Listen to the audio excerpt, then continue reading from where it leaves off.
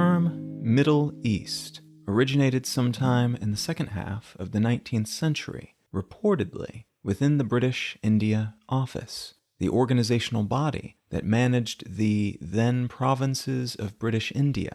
And at the time, this term, Middle East, referred to those managed provinces, which were made up of what is today India, Pakistan, Burma, and Bangladesh. In 1902, the term was used by an American naval strategist named Alfred Thayer Mahan, who was writing in the National Review in reference to the area between Arabia and India, with a specific focus on the centrality of the Persian Gulf and its surrounding region to the so-called Great Game of Asiatic influence peddling that was taking place between the British and Russian empires at the time. The term Middle East, then, became a designation for the land around the Persian Gulf that the British could not allow the Russians to take, because it was the most strategically important landmass in the hemisphere, beyond perhaps the Suez Canal in Egypt. That National Review piece was reprinted in the British paper The Times, and the concept of the Middle East was expounded upon by a British journalist and author, Sir Ignatius Valentine Kyrle, who redefined the term over the course of a 20-article series entitled The Middle Eastern Question, to encompass all Asian regions that either border India or, in his words, quote, command the approaches to India, end quote. This term, then, was contextualized around an important British territory at this point in history, and not generally applied beyond that use case. This moniker, then, fell roughly into place between two other commonly used labels in the pre-World War era. The Near East was generally applied to Turkey and its surrounding geography. The Far East referred to China and its immediate surroundings. And the Middle East, after these articles, was often used in reference to the space between those two other regions, roughly the traditional Mesopotamian region, which is today made up of Iraq, Kuwait, parts of Syria and Turkey, and portions of the border between Turkey and Syria, and Iran and Iraq. From there, all the way over to what was usually called Burma, and which is today typically called Myanmar. That was the Middle East. Important to note is that these naming designations were primarily used in the Western world. These weren't universal labels. But the reason they were typically applied in this way in mainstream discussion back then, even in the regions in question at times, was that the Western world had established widespread control over this area, and thus they had a great deal of influence in terms of what labels were applied to it. The Ottoman Empire was still a force to be reckoned with, but the British had taken control of the Persian Gulf. The French had de facto control over Lebanon and Syria. Italy seized Libya and some near-coastal islands from the Ottomans, and the area was seen as a bit of a playground for adventurers and colonizers from European nations, a place to test one's mettle and come into contact with the exotic. In 1908, oil was discovered in Persia, which is modern-day Iran. This was the first big oil discovery in the region, and it happened at an opportune time. The automobile was just starting to become a mainstream thing. Navies were being converted over to oil from coal. Factory machinery often ran on oil, and electric power plants were increasingly being built with oil in mind as their primary fuel source. The founding of the Anglo-Persian Oil Company, which became the Anglo-Iranian Oil Company in 1935, British Petroleum in 1954, and BP in 2000, was a pivotal moment for the so-called Middle East as it pulled the British deeper into Persian politics, and they went on to shape Iran's politics and economy for decades, leading up to the eventual Iranian Revolution in 1979. But more immediately, it led to a land rush in this previously quite remote and relatively sparsely populated region.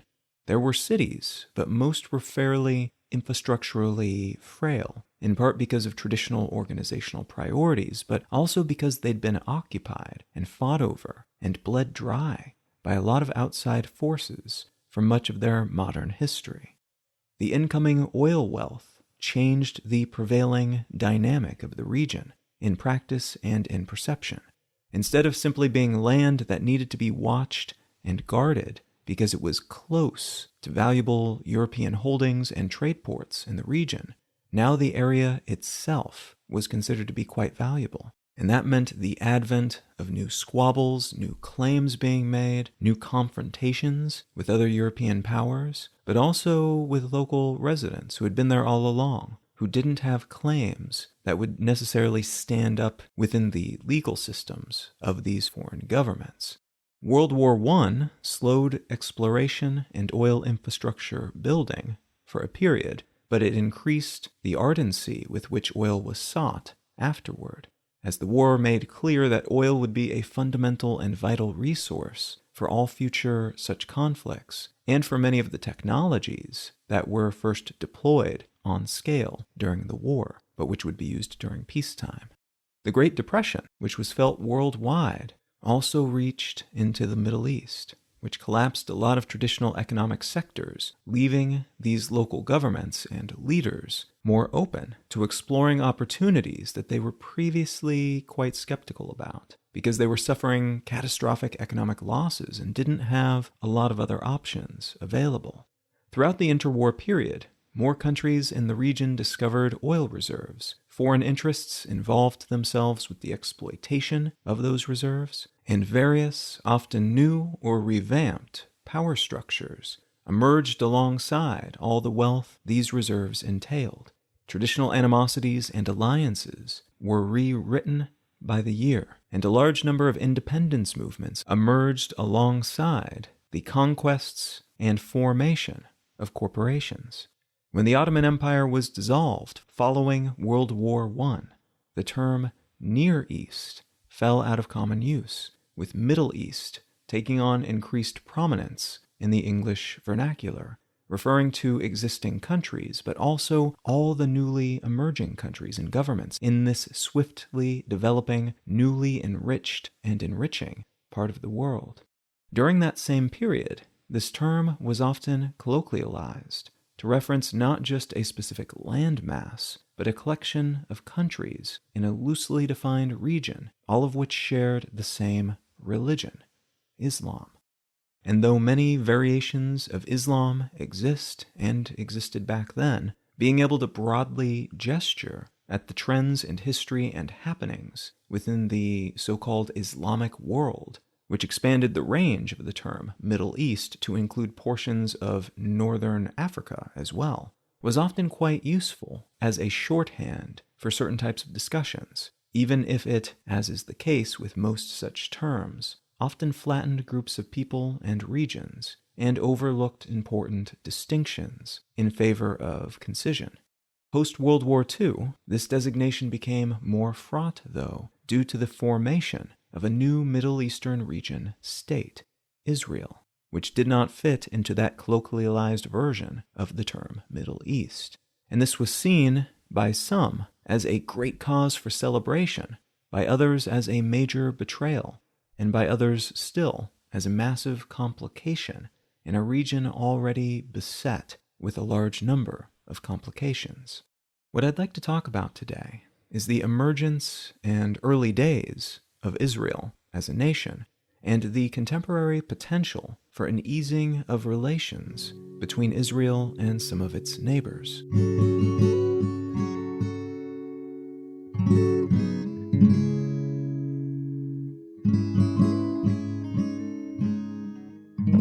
You're listening to Let's Know Things. I'm Colin Wright. Let's Know Things is an independent, listener-supported show. If you're enjoying what you hear, consider becoming a supporter. You can find a list of ways to do that, both monetary and non-monetary, at letsknowthings.com/support. But folks who contribute any amount each month via Patreon receive an additional episode of the show each month. You can find out more about that and become a patron if you choose to do so at patreon.com/letsknowthings. A great big thanks to everybody who's already supporting the show in some way, shape, or form, and thanks in advance if you're considering doing so in the future. All right, let's get back to the show.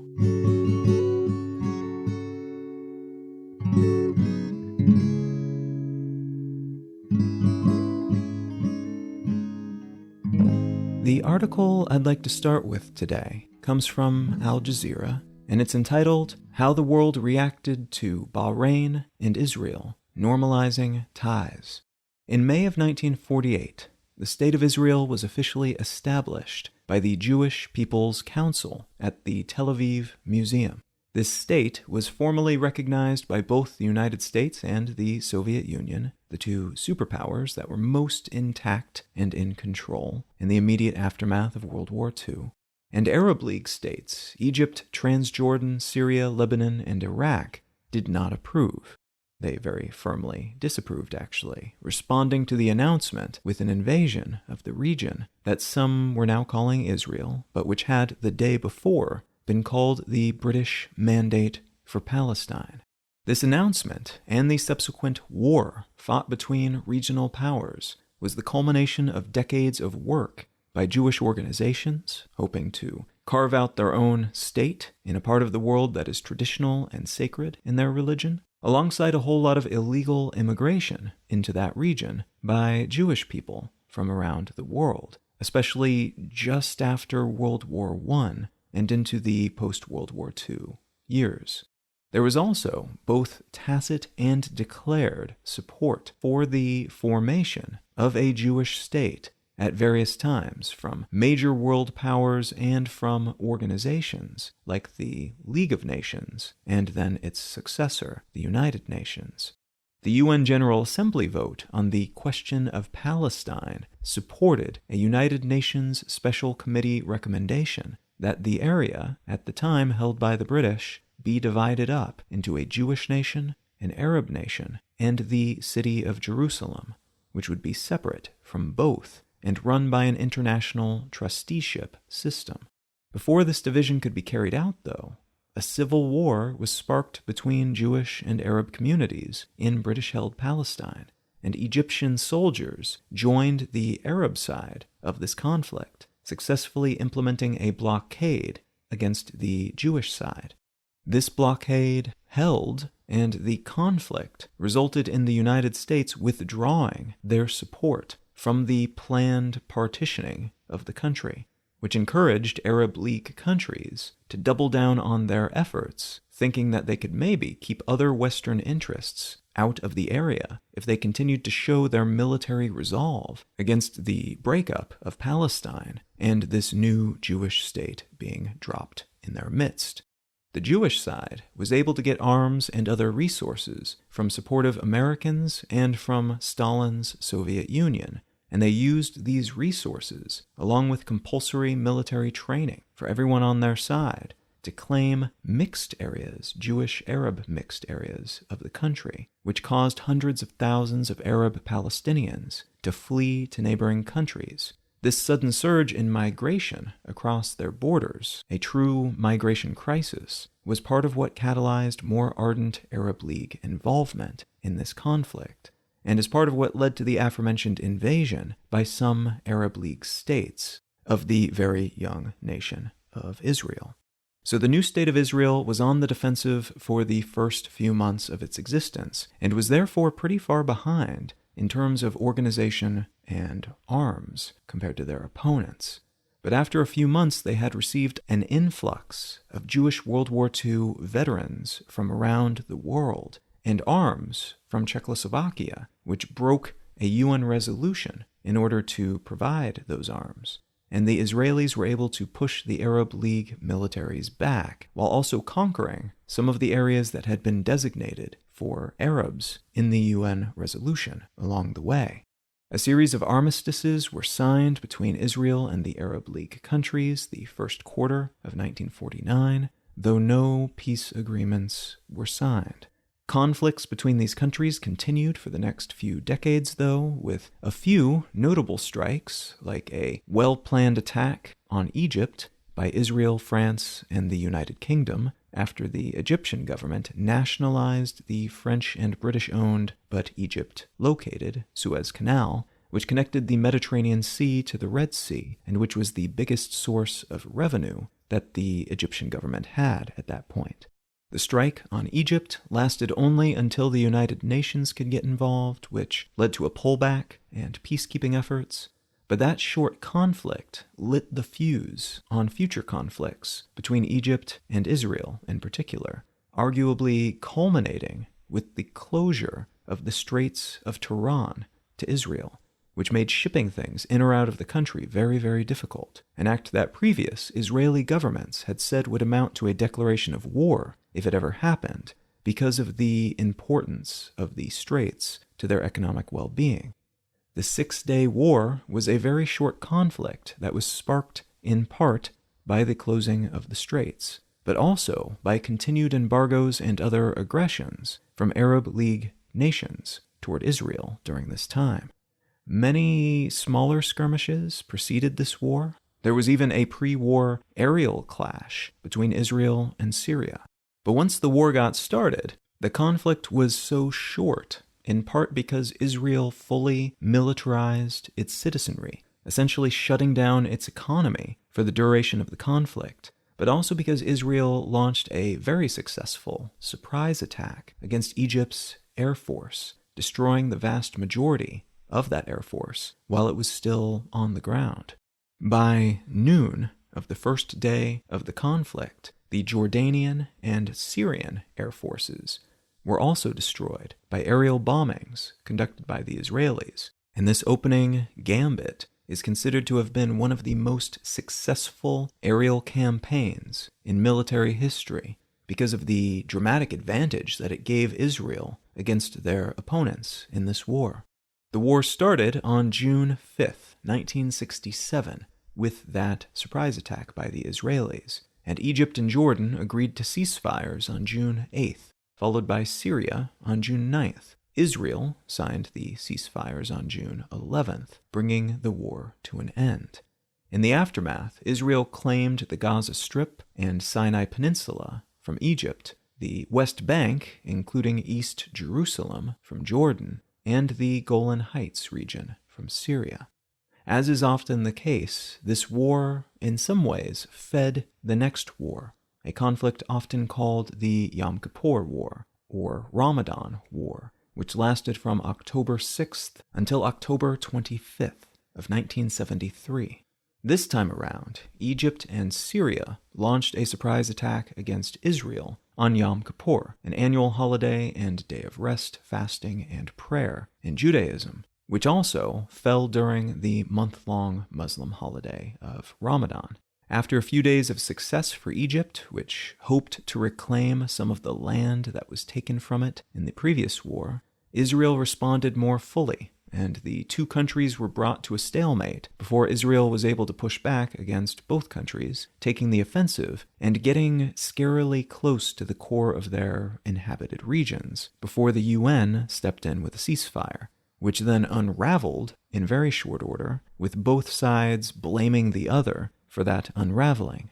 A successful ceasefire was finally announced on October 25th, in part because the Israelis were on the brink of completely annihilating the Egyptian military, and the Cold War-era superpowers, the Soviet Union and the United States, were supporting opposite sides of this conflict. The US was supporting Israel, and the Soviets were supporting Egypt. Thus, there was plenty of incentive to keep things from going any further, lest those two superpowers feel the need to get more directly involved, potentially sparking World War III. Even with that ceasefire in place, though, the dynamics of the region were changed pretty substantially as a result of that particular conflict. One of the most fundamental consequences of this war was the advent of the Israeli-Palestinian peace process, which began in the 70s as a series of conversations between the involved parties, brokered by outside parties, and which then, arguably, entered its modern phase with the introduction of the 2003 Roadmap for Peace, which was proposed by the Quartet on the Middle East, a collection of outside nations and metanational entities, the United States, EU, Russia, and United Nations, all of which were very interested in establishing peaceful relations in the Middle East, for a great many reasons, including that it would probably help prevent another standoff situation between global superpowers fighting each other through proxies in the future. The dominant theory of Middle Eastern peace that emerged around this time was that a two-state solution, an Arab state and a Jewish state, was optimal.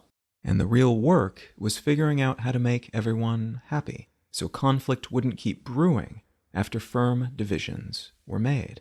In the years since, a great many talks have taken place between interested parties, and all of them seem to get hung up on the specifics of the plans, and the historical wrongs that each side believes should be righted in some way through the implementation of any successful plan. During this time, Israel has done a great deal to piss off the Arab world, including their increasingly draconian treatment of Arab civilians still living in Palestinian areas, and the slow creep of Israeli settlers into areas that were supposed to be set aside for Arabs, while at the same time, Arab citizens from Palestine, but also rabble-rousers from neighboring countries and regional radical organizations, have done their best to kill Israelis, disrupt the functioning of the country, and generally sow terror by whatever means possible. There's a great deal of fear and hate on both sides of this conflict as a result of all of this.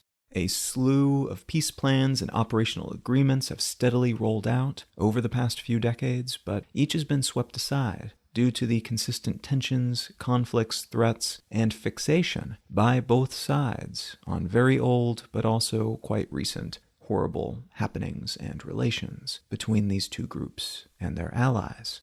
The aforementioned Al Jazeera piece is about a recent effort to achieve similar but not identical outcomes. Peace in the Middle East, as the saying goes, but through a somewhat different set of mechanisms that in some ways seems to be working pretty well, but in others seems like a bit of a band-aid on a vicious shrapnel wound. A solution to some problem, maybe, but potentially not this one. First, though, let's talk a little bit about what this effort actually is. On June 22nd, 2019, the United States Trump administration unveiled the economic component of a peace plan that they were working on, which has been led by President Trump's son-in-law and senior advisor, Jared Kushner. The political portion of the plan was then released to the public in January of 2020, but by then, the economic portion had already been thoroughly criticized by both the Israeli West Bank Settlers Council and Palestinian leaders, in both cases for reasons that generally added up to, we didn't get everything that we wanted and they got too much, though some of the terms and conditions of the plan have also been more specifically decried as fantastical and impossible. At the time, this peace effort was considered by many to be dead in the water. It seemed like a political move by the Trump administration, and one that seemed to primarily benefit the Israelis, as the circumstances surrounding the unveiling of the plan looked a whole lot like a green light from the country's biggest and most powerful ally to continue moving forward, annexing land whenever they liked, even against the wishes of the Arab Palestinians, and they could do so with the tacit blessing of the U.S. On August 13th, 2020, though, it was announced that Israel and the United Arab Emirates would be normalizing their relationship, making it only the third Arab country to do so, after Egypt and Jordan in 1979 and 1994, respectively, and the first Persian Gulf country to do so. And normalizing relationships means that they'll basically just treat each other like they would treat any other country that they did not viciously hate. Most countries in this region do not have open trade, much immigration, flights going to airports in each other's countries. Those sorts of things do not exist between Israel and much of the Middle East at this point. As part of this larger announcement, Israel said that they would not be annexing parts of the West Bank, as they had initially planned, at least for the time being. In the days following the announcement, it was also announced that there would be military cooperation between Israel and the UAE, and that telephone lines would be opened between the two countries, for the first time. Shortly thereafter, the Bahrainian government announced that they, too, would be normalizing relations with Israel, and the Trump administration hailed this revelation as further evidence that there would soon be a torrent of Middle Eastern nations getting along with Israel, their long-hated regional enemy. There is a chance that this might actually be the case, that this pair of agreements, which is being signed the day I'm recording this, could actually lead to more downstream normalization. Maybe soon, maybe in a couple of years, as other nearby countries realize there could be more to gain through trade and collaboration than through continued animosity and regional conflict. There's also been word that the Trump administration has been making behind-the-scenes promises, or implications of promises perhaps, to nations willing to step over this line, which could mean anything from an owed favor to more favorable trade relations with the U.S., something that could be of significant value for leaders who are willing to irritate or completely lose the goodwill of other regional Arab nations who decline to do the same. There's another major implied benefit here in the shape of regional stability in the face of increasing Iranian belligerence. In recent years, Iran has made it pretty clear that it's looking to re-establish its dominance in the region, and some of the smaller but still decently wealthy nations thereabouts may be looking for allies for any potential dust-up with their more militarily potent neighbors, including Iran. And since Israel maintains military superiority in the region, through their own training and innovations, but also through widespread international support from nations that view Israel as a counterbalance against Arab League dominance in the Middle East, having Israelis on your side if the Iranians start stomping around at your border could be worth the downsides of making this type of diplomatic move. Now, it's also quite likely that some of the benefits of these arrangements have less to do with regional or national considerations and more to do with the priorities of the individuals involved, those in charge of these governments who are making these deals. Israeli Prime Minister Benjamin Netanyahu is in the midst of a flurry of political crises, largely having to do with his own alleged criminality, and those issues have only been amplified by his ham-fisted handling of the coronavirus pandemic. President Trump and Prime Minister Netanyahu have long been personal allies, helping each other out when the news cycles back home are against them, and this might be another case of tit for tat in that regard. Trump throwing Netanyahu a bone to give him some positive press back home after a flashy, peace-focused event in the United States, and Netanyahu providing Trump with the ability to claim that he is a peacemaker after nearly 4 years of mostly bad marks when it comes to international relations in general.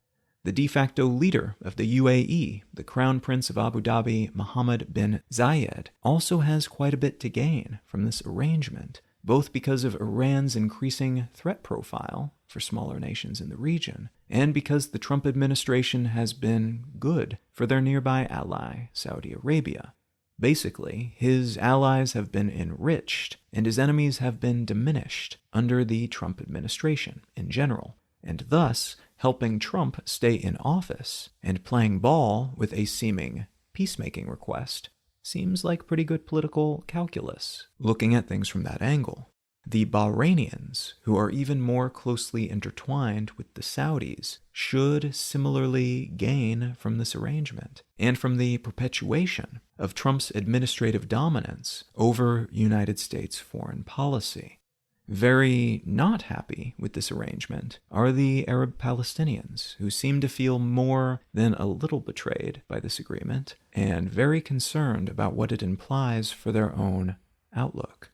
The discussions over a balanced two-state solution were continuing, in part because it was known that lacking such an agreement, much of the region would forevermore be up in arms against Israel. If those nations, instead of being up in arms against Israel, are instead allied with them, or bare minimum, not blockading them and constantly on the verge of invading them, the impetus to do anything about the Palestinian situation is lessened, and it becomes more likely that any solution that does emerge will be severely one-sided in Israel's favor. It's probably prudent, at this point at least, to view this move with as much optimism as possible, but also with an understanding that a lot of people are benefiting from this on a more personal or political level, in terms of their prestige or in terms of personal favor exchanges with other powerful people, which doesn't necessarily mean that there are not other benefits that apply more broadly as a result of all of this, but it does mean that skepticism is probably warranted alongside all of that optimism.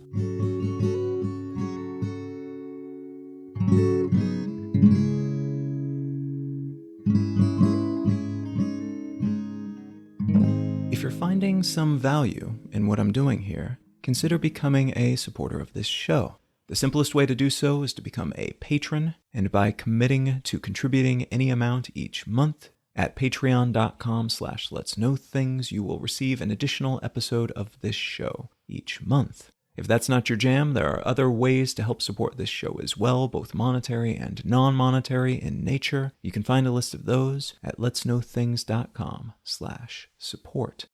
The book that I'd like to recommend today is called The Beginning of Infinity: Explanations that Transform the World by David Deutsch. This is the type of book that's a little bit difficult to reduce down to a simple explanation because it's so sprawling in the different fields that it covers. But fundamentally, it's a book about science, it's a book about reality, but it's also a book about understanding, about history, about culture, about values.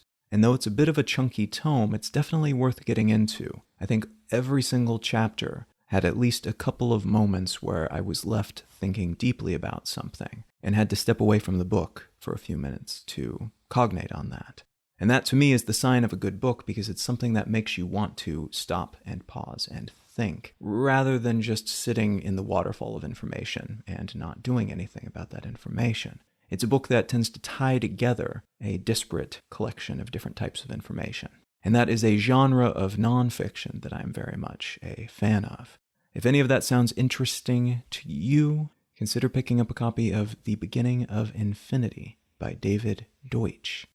You can find out more about me and my work at Colin.io. You can find the show notes and transcripts for this episode and every episode at letsknowthings.com. You can find my other podcast, Brain Lenses, at brainlenses.com or wherever you get your podcasts. And you can find my blog at exilelifestyle.com. Feel free to reach out and say howdy on your social network of choice. I'm Colin Wright on Facebook, and at Colin is my name on most of the other ones. Thank you so very much for listening. I'm Colin Wright, and I'll talk to you again next week.